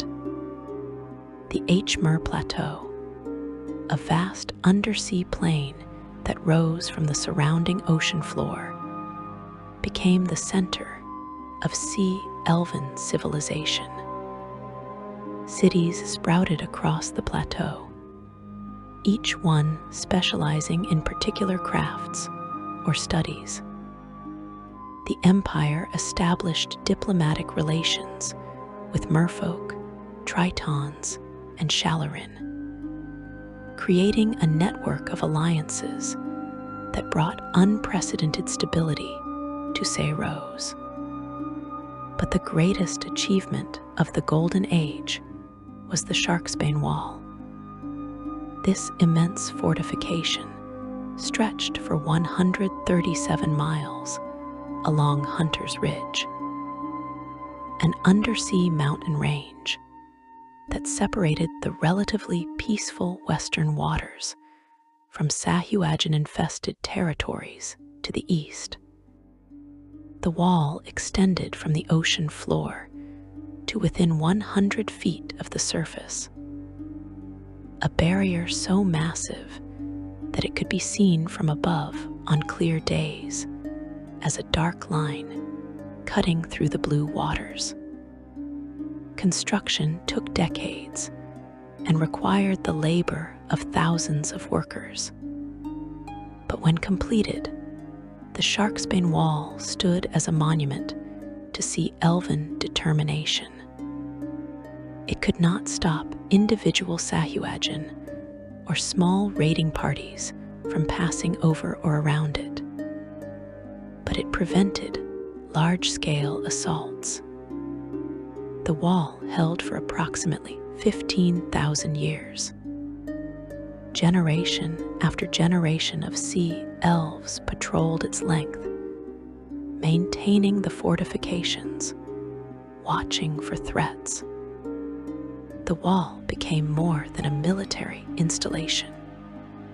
It became a symbol of Arkhosia itself, proof that the sea elves could protect their civilization against any threat. But empires do not endure forever. The Golden Age lasted for several thousand years before the familiar patterns of decline began to appear. The empire had grown too large to govern effectively. The distances involved meant that orders from Arkhosia might take considerable time to reach outlying territories, and local governors began making their own decisions rather than waiting for imperial approval. These governors established their own power bases, developed their own policies, effectively became independent rulers who merely paid lip service to imperial authority. The wars with the Sahuagin never truly ended. They merely paused between outbreaks, brief periods of relative peace followed by renewed violence. Each war cost the empire resources and lives it could not easily replace. Sea elves did not reproduce at the rapid rate of shorter-lived species. Every death was a significant loss. The Sahuagin, by contrast, spawned in vast numbers, replacing their losses within years. The mathematics of attrition worked against the empire. Internal divisions emerged along familiar fault lines. Some sea elves believed the empire should focus on isolationism, withdrawing behind the Sharksbane Wall and abandoning territories that were difficult to defend. Others argued for aggressive expansion, believing that security could only come from completely exterminating the Sahuagin threat. Still others advocated for closer integration with other undersea races. These factions argued endlessly in the imperial councils, each pursuing their own agenda, none able to achieve the consensus necessary for decisive action. The empire drifted, reacting to crises rather than preventing them. Then, on Midsummer Night in the year -255 Dale Reckoning, the tsunami struck. The wave that destroyed Jahamdath created a backwash of devastating power that hit Arkhosia without warning. Arkhosia, the capital city that had stood for over 11,000 years, was obliterated in minutes. The 40,000 sea elves living there died instantly, crushed by the force of the water or buried beneath collapsing buildings. The debris from Jahamdath's 12 drowned cities followed, millions of tons of wreckage raining down across Arkhosia territory, killing another 35,000 sea elves and destroying dozens of settlements. In less than an hour, the empire lost a significant portion of its population and its seat of government. The surviving sea elves were too stunned, too traumatized, too reduced in numbers to rebuild. The empire fragmented almost immediately, each surviving city declaring independence and looking to its own defense. The Sharksbane Wall continued to be manned, but now by guards from multiple independent cities rather than a unified imperial force. The dream of a unified sea elven empire died in the Selmal Basin, buried beneath the ruins of Korismal, alongside the tens of thousands who had perished in the catastrophe. The basin itself became a place of sorrow and horror, shunned by sea elves who could not bear to swim through waters filled with the ghosts of their dead. The collapse of Arkhosia created a power vacuum that destabilized all of Seyros. Other undersea races and kingdoms moved to claim territory that the sea elves could no longer defend. The Sahuagin, sensing weakness, launched new offensives against isolated sea elven communities. These competing claims and renewed violence triggered the Sixth Seyros War, a conflict that drew in multiple undersea nations. For over 1,000 years, the scattered sea elves lived in the shadow of their lost empire. Some communities maintained their independence.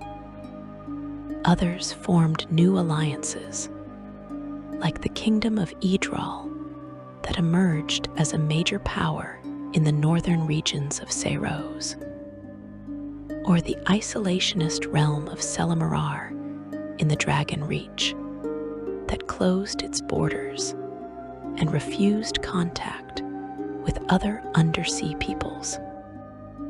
But none of these successor states could match the power or the glory of lost Arkhosia. In the year 1369 Dale Reckoning, disaster struck again. A creature called Arkhosia the Taker, an ancient aboleth with powers that approached the divine, launched what became known as the 12th Seyros War. Arkhosia commanded armies of Sahuagin and other evil undersea creatures, directing them against the scattered sea elven communities and their allies. The war was catastrophic, but its most symbolic moment came when forces under Arkhosia's command breached the Sharksbane Wall. The barrier that had stood for 15,000 years was finally broken. The breach was eventually contained. An alliance of sea elves, merfolk, tritons, and other undersea peoples rallied together, defeated the invading forces, and drove back the assault. Patrols were reinforced around the breach in the wall. But the psychological impact of the wall's breach could not be so easily repaired. The sea elves had believed the wall was unbreakable, that as long as it stood, they would be safe. That belief died when the stones finally crumbled. Today, the Selmal Basin remains haunted. The ruins of Korismal and the other destroyed cities of Arkhosia litter the ocean floor, mixed with the submerged remains of Jahamdath's 12 cities of the sword. Kolinth's savage hobgoblin relatives adapted to underwater life, inhabit the ruins now, along with worse things drawn by the lingering psionic energies from Jahamdath and the residual magic of sea elven enchantments. Occasionally, sea elves venture into the basin, seeking artifacts from their lost empire, or paying respects to ancestors who died in the catastrophe. Most who enter report feeling watched, sensing presences that follow them through the ruins. The scattered sea elven communities persist, maintaining their cultures and traditions, keeping alive the memory of lost Arkhosia. Some still dream of restoration, of one day reuniting the sea elves under a single banner. But most understand that such dreams are fantasies. The conditions that allowed Arkhosia to exist no longer remain. The Sharksbane Wall still stands despite its breach, a monument to what the sea elves once achieved. New guards patrol its length, drawn from multiple independent cities rather than a unified empire. But they maintain the old traditions. The wall endures not because any single nation has the power to maintain it, but because all the undersea peoples understand what will happen if it falls completely. Arkhosia fell twice. First, it died slowly over thousands of years, weakened by internal divisions and endless wars, losing the cohesion and purpose that had made it great. Then it died suddenly in a single night, drowned by a wave meant for surface dwellers, destroyed as collateral damage in a war that had nothing to do with the sea elves. Both deaths carry lessons. The slow death teaches that empires cannot endure on past glories alone. The sudden death demonstrates that even the mightiest civilization can be destroyed by forces beyond its control, that geography and circumstance can matter more than power or righteousness.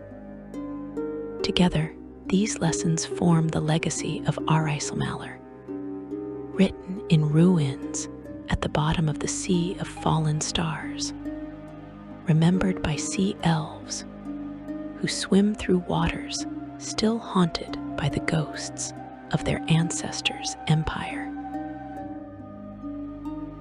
Section 5. Arkhosia and the Drowned Elven Kingdom. Before the elves arrived in Faerun, before humans had learned to use tools or build shelters, before even the dragons had claimed the sky as their domain, the world belonged to the creator races.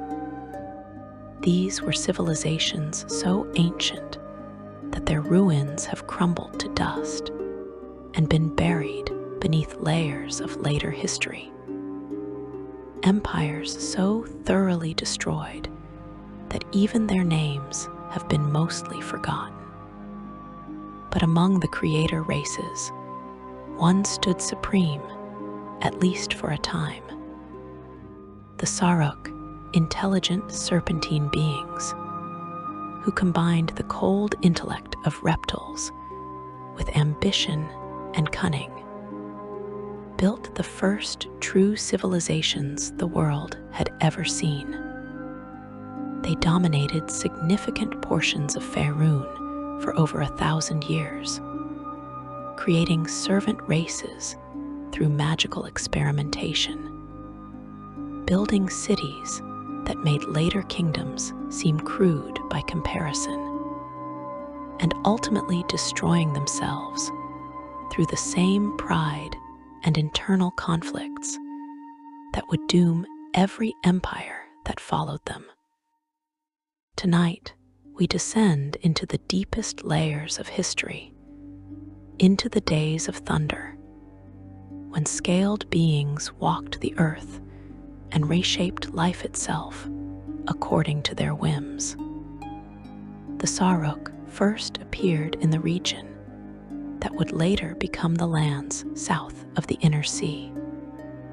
The exact date of their emergence is lost to time, occurring so far back in prehistory that even the longest-lived races have no direct memory of it. What the historical records suggest is that by the year negative 35,000 Dale reckoning, the Sarok had developed into an advanced civilization, among the first such civilizations to exist anywhere in the world.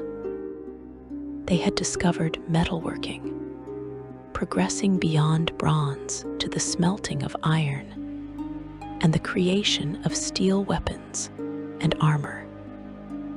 They had developed sophisticated magic based on their natural abilities to reshape and alter living flesh. And they had begun to organize themselves into something more than scattered tribes or villages. They were building an empire. The first great Sarok realm was called Akkath, founded in a region of abundant resources. The territory provided timber, game, fish, and fertile soil. Within this abundant environment, the Sarok population grew rapidly, expanding far beyond what their original homeland could sustain. They faced a choice. They could implement population controls, limiting their growth to match available resources. Or they could expand, conquering new territories. Being among the first advanced civilizations in the world and facing limited opposition, they chose expansion. The conquest of significant portions of Faerun took time, but was ultimately successful. The Sarok armies, equipped with steel weapons and armor, commanded by leaders who had studied strategy and tactics, supported by mages who could reshape flesh and summon magics, swept across territories. The primitive peoples they encountered, still living in the Stone Age, had no effective defense against them. Within a period that could be measured in centuries, the Sarok controlled vast territories, establishing smaller realms and colonies across lands too vast for any single government to effectively administer. But as Akkath expanded, internal divisions emerged. The Sarok possessed innate abilities to alter and reshape living flesh, powers they called flesh warping. These abilities allowed them to modify creatures, changing their physical forms, combining traits from different species, creating entirely new life forms through magical manipulation. The question that split Akkath was significant. Should these flesh-warping powers be used on Sarok themselves, or should they be reserved for use on lesser creatures? Some Sarok believed that their race could be improved through selective modification. Others found this concept abhorrent, arguing that the Sarok form was already perfect and that using flesh warping on their own kind was a violation of natural law. The debate escalated from philosophical disagreement to violent conflict. Both sides were absolutely convinced of their correctness, absolutely unwilling to compromise. In the year -34,100 Dale reckoning, the original empire of Arkhosia shattered. The losing faction, led by a Saruk named Giscith, was driven out in a devastating civil war. The winning faction, led by an albino Saruk emperor named Pilatith, established a new Arkhosia that maintained the prohibition against using flesh-warping on Saruk themselves. The losers fled, seeking new lands where they could practice their beliefs without interference. Giscith and his followers turned south, eventually reaching a forested peninsula. This region contained ancient ruins that resembled ziggurats, though they predated Saruk civilization and had clearly been constructed by some even older race. Taking this as significant, Giscith founded a new empire on the Chultan Peninsula in the year -34,800 Dale reckoning. He named it Emhershok, and it would grow to encompass the entire peninsula. Unlike Arkhosia, Emhershok embraced flesh-warping without restriction, using these powers not only on lesser creatures, but on the Saruk themselves, creating variations that would have been considered heretical in their old homeland. 300 years after the founding of Emhershok, a third major Saruk empire emerged. In the year -34,500 Dale reckoning, Saruk established the empire of Istah-Sephafil along the western edge of what would much later become the desert of Anarok. At that time, the region bore no resemblance to the lifeless wasteland it would eventually become. The narrow sea ran along the eastern slopes of the mountains, and the land between the mountains and the sea was fertile. Istah-Sephafil became the northern anchor of Saruk civilization, the third great empire alongside Arkhosia and Emhershok. For hundreds of years, the three empires coexisted. They shared knowledge and magical techniques. They traded goods and resources.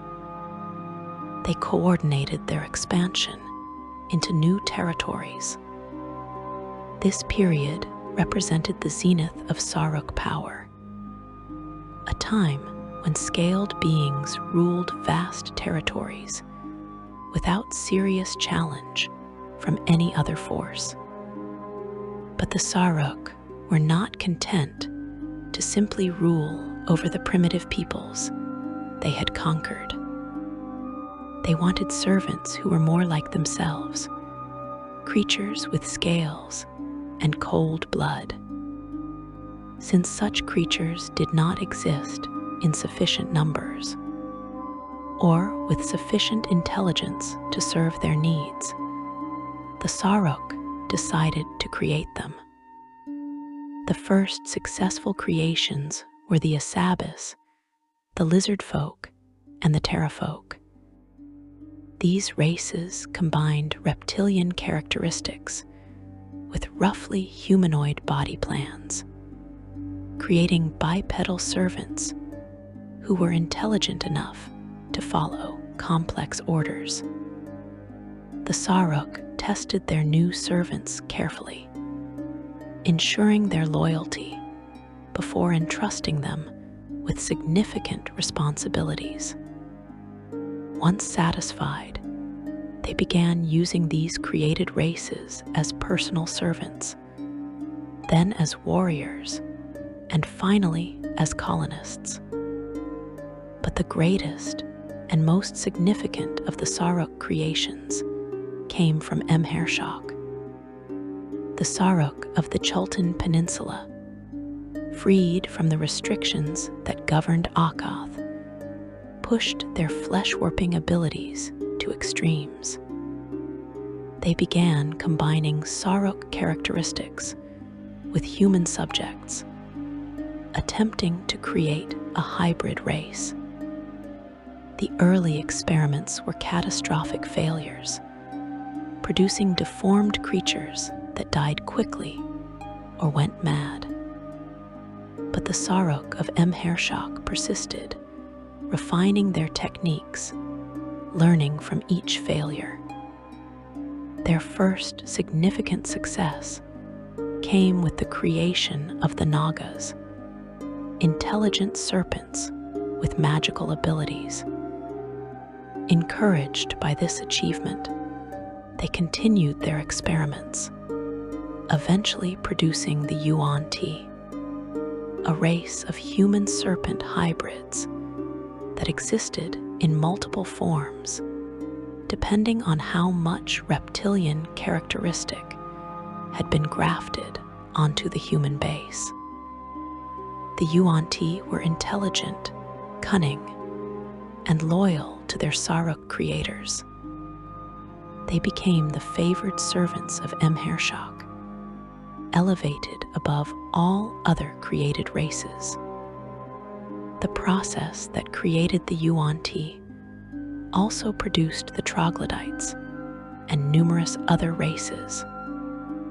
Emhershok became a vast laboratory where the Saruk experimented constantly, creating new life forms, testing different combinations.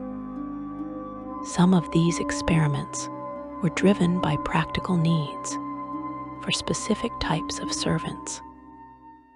Others were pursued out of curiosity or artistic ambition.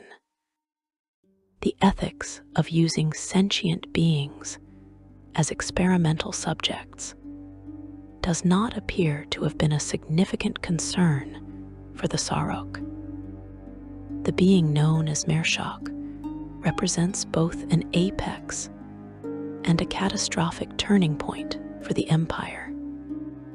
Whether Mershok was a god who became incarnate, a Saruk who achieved divinity, or something else entirely, remains a matter of scholarly debate.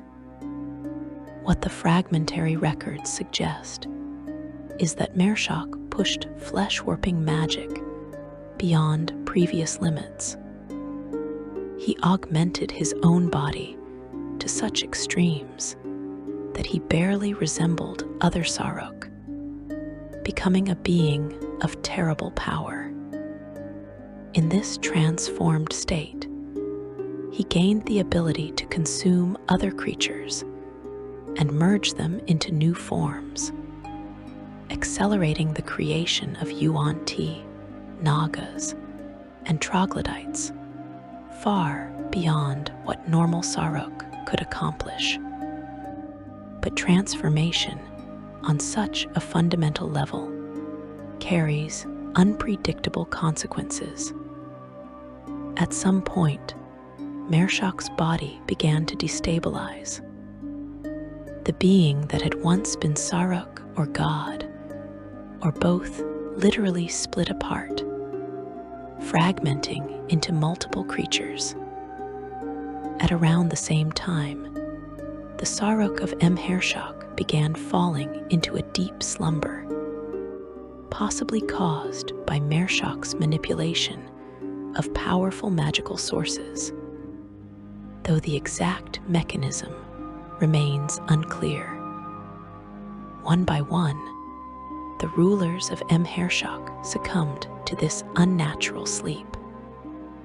They retreated to hidden chambers deep beneath the jungle, where they remain to this day, neither truly alive nor dead.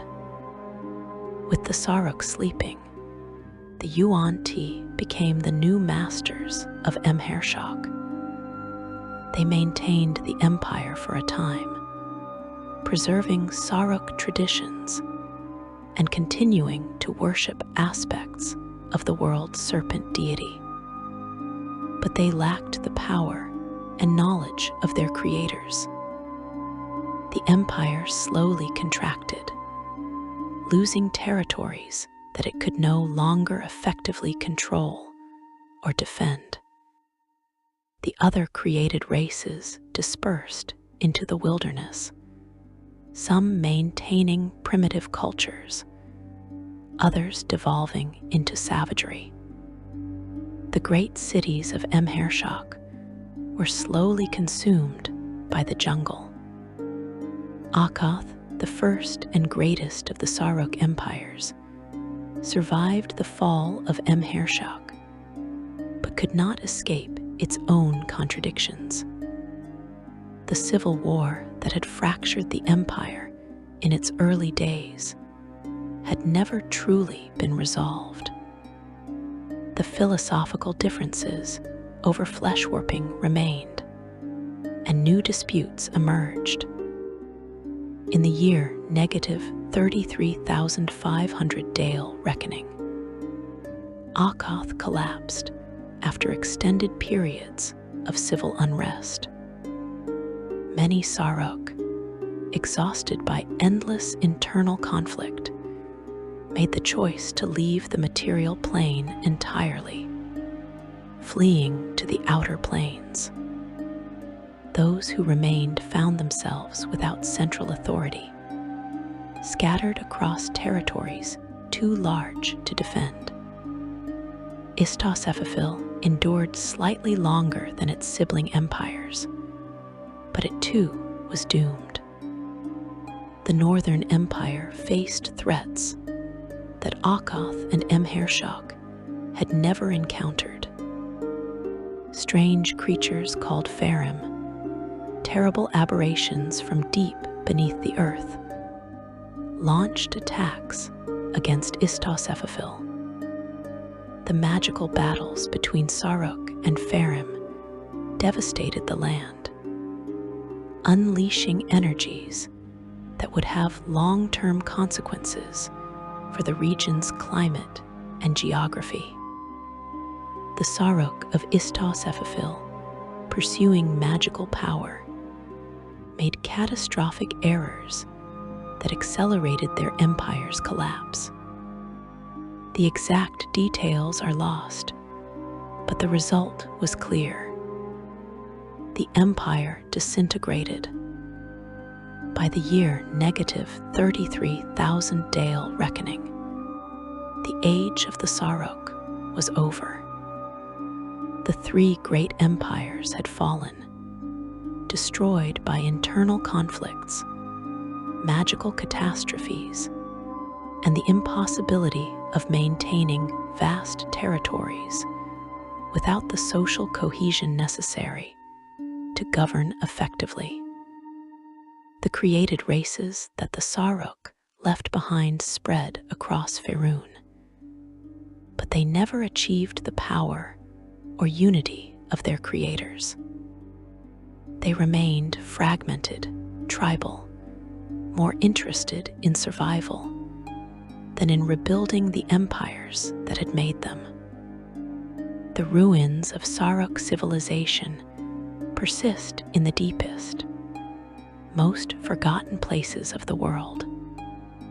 In the jungles of Chult, explorers occasionally discover ziggurats buried beneath centuries of vegetation, their interiors filled with traps and guardians that still function after 30,000 years.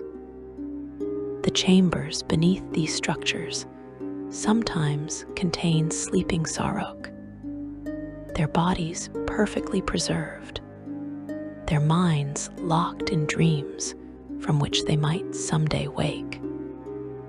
In the ruins of Akkoth, now buried beneath the sands south of Mulhorand, fragments of Saruk knowledge remain in crumbling libraries and sealed vaults. And in what was once Istos Ephafil, beneath the lifeless dunes of Anarok, the remnants of the Northern Empire wait in darkness.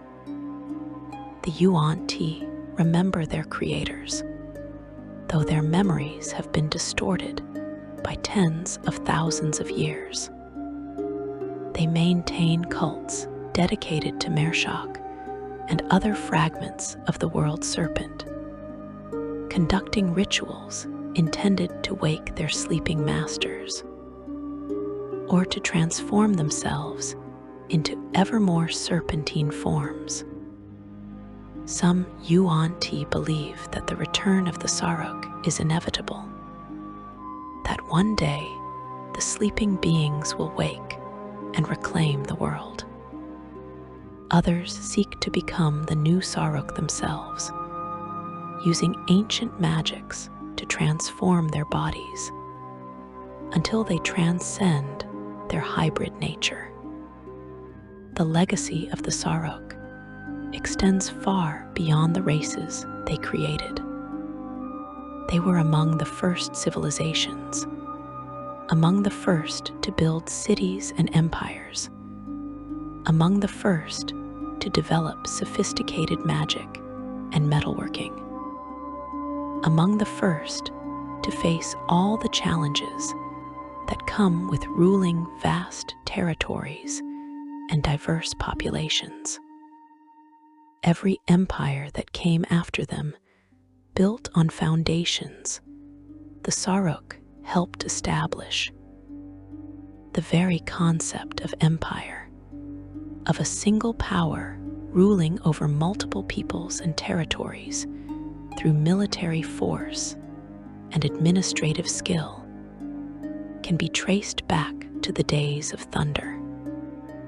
But they also established another tradition that every subsequent empire would follow. They demonstrated that internal divisions and ideological conflicts can destroy civilizations more effectively than any external enemy. The fall of the Saruk empires was not caused primarily by conquest or natural disaster. It was caused by their own inability to resolve disputes peacefully, their willingness to wage civil war over philosophical differences. These same patterns would repeat throughout history, destroying elven kingdoms during the Crown Wars, shattering other civilizations across the millennia. Today, the Saruk themselves are all but extinct, reduced to scattered individuals sleeping in hidden chambers or hiding on distant plains. Their empires are dust and ruins. Their great cities have been buried and forgotten. The races they created have outlived them, spreading across the world, but few remember their origins. The days of thunder have passed into legend, so ancient that even the legends have been mostly forgotten, remembered only by the most dedicated scholars, and by the Yuan-Ti, whose worship of the world serpent keeps alive a distorted echo of what the Saruk once were. The echoes of these first empires persist in unexpected places.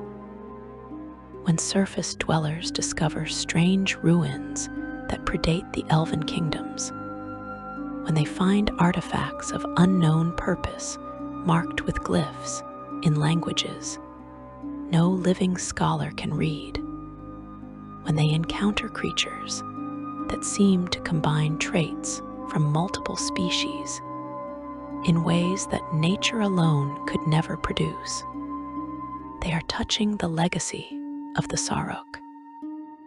The world was shaped by these ancient serpents in ways that cannot be undone.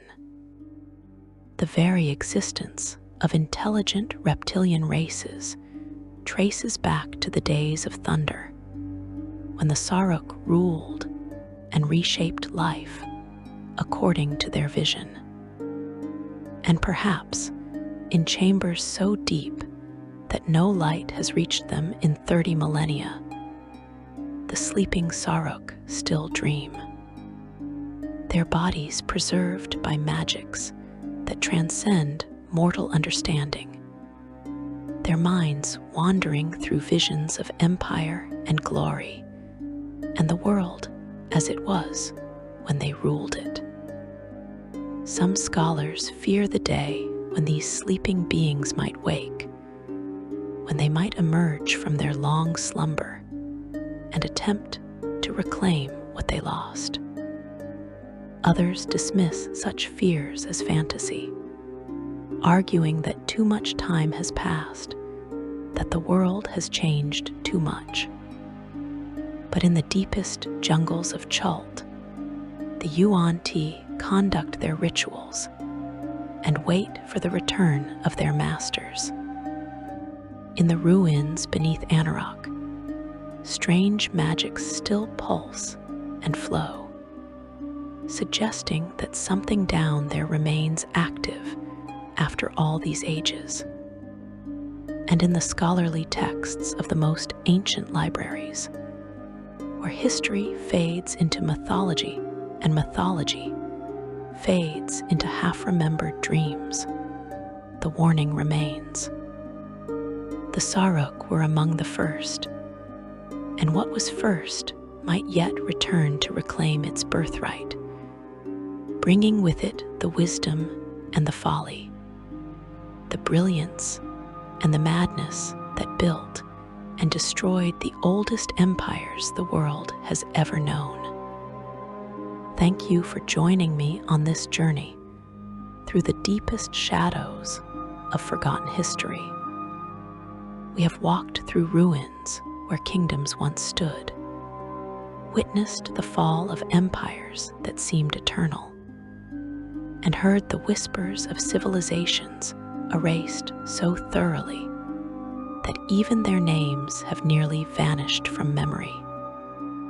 From the genocide of Mi'uraitar to the mutual destruction of Arkhosia and Baal Tirath, from the drowning of Jahamdath to the slow death of Ariselmaler, and finally back to the days of thunder, when the Saruk ruled and reshaped the very nature of life itself.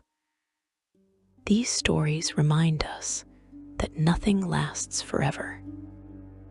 Power and glory and empire all crumble eventually, leaving behind only ruins and lessons that few bother to learn.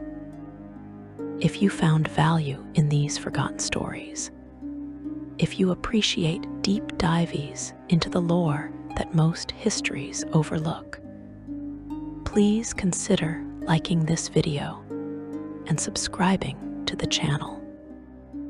There are always more shadows to explore, more forgotten empires waiting to share their secrets, more lessons written in the dust of civilizations that believed they would endure forever. Until next time, remember that beneath your feet lie layers of history, and sometimes the past reaches up to remind us that it has not finished with the present.